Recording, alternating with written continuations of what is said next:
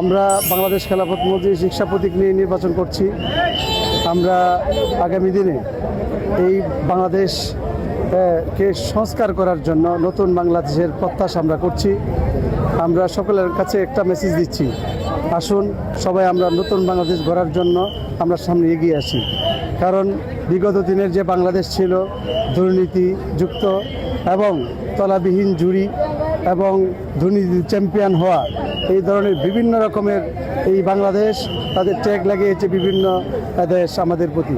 অতএব এই ট্যাগ থেকে আমরা বাংলাদেশকে উদ্ধার করতে চাই, বাংলাদেশকে একটা উন্নয়নশীল রাষ্ট্র করতে চাই, বাংলাদেশকে একটা নিরাপদ রাষ্ট্র করতে চাই। শুধু কথার জন্য কথা বলছি না, যে কথা বলে আমি মানুষের কাছে কমিটমেন্ট করলাম এরপরে চলে যাব ঢাকায়, এরপরে এলাকার খোঁজ নেব না, তা না।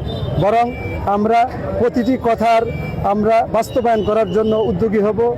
আমরা বিশেষ করে এই কিশোরগঞ্জের যানজট মুক্তির জন্য আমরা প্রকৌশলীদের সাথে কথা বলে রাস্তাটা কিভাবে করা যায়, কি সিস্টেমে করলে পরে আমরা যানজট থেকে মুক্তি পাইতে পারি, এই জন্য আমরা চেষ্টা চালাচ্ছি এবং আমরা ইনশাল্লাহ যদি আল্লাহ তাআলা কবুল করে সেটা আমরা অবশ্যই করব।